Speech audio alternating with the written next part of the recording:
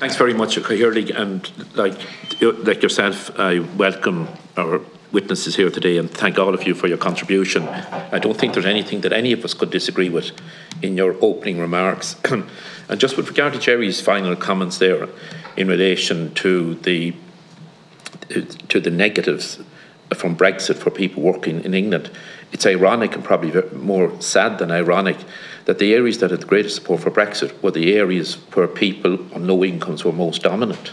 And what has really come home to roost is the way people were misinformed and messages put out by Mr Johnston, Mr Gove and others in relation to the whole membership of the European Union, etc.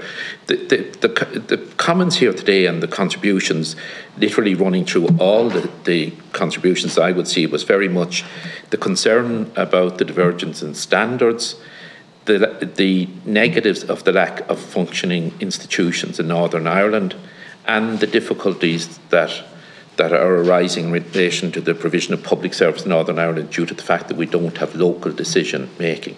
And I don't see how any of us can emphasise that enough day in, day out. It also brings me back to many debates that we had here in the period in the 2016 to 2020 Oireachtas. I remember at that time in the Foreign Affairs Committee and this committee as well, we had numerous visits from parliamentary committees from other member states of the European Union and very good engagement with committees of the House of Commons and the House of Lords. The Brexit Committee of the House of Commons, which was chaired by Hilary Benn, who is now thankfully the Shadow Secretary of State for Northern Ireland, that committee were here with us on a number of occasions. We were with them, the House of Commons. And again, we were emphasising at that time the concern that there would be a race to the bottom in relation to standards and particularly workers' rights. And Brexit hasn't even been implemented, and we have seen the negatives already. It's really worrying that when all the protocols are implemented in regard to Brexit, how much more adverse impact will it have on the people working hard to earn a living. Again, in the context of constitutional change, I think Jerry made the comment that we want to see the Good Friday Agreement, its potential realised. I think that's the first step on the way to us achieving the constitutional change that I, like myself and others, want to see on this island. Sadly, we're far from that at the moment, and particularly the fact that we don't have the institutions functioning. Could I also just say, with regard to cross-border mobility, again, as the Caoirlig and myself representing, and Frank Fian as well, border counties, I would, visiting a school up and driving past the school, I'll see quite a number of cars with registrations that are not in this jurisdiction. So I often think there's more mobility than maybe is reflected. Now, that's very unscientific, and I accept that.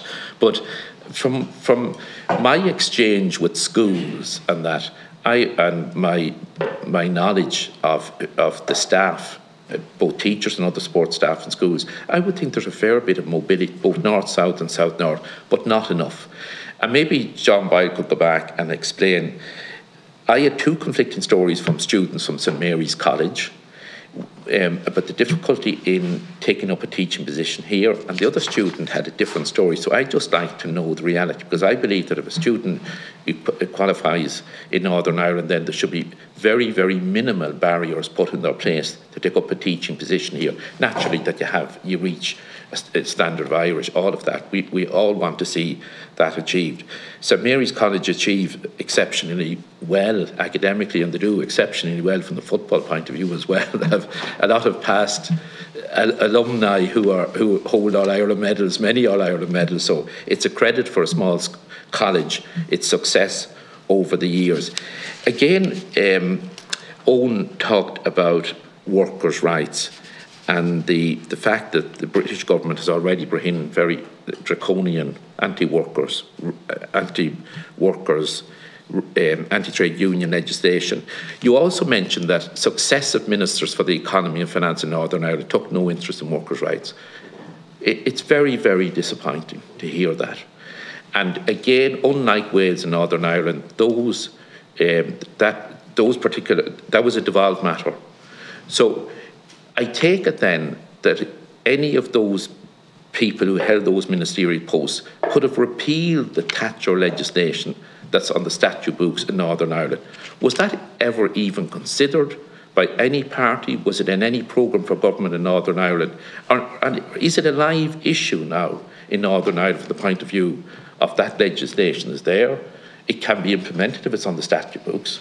So I presume that there's no barrier to the executive or the relevant minister repealing that legislation if they're so minded. Thank you, Caoirlig.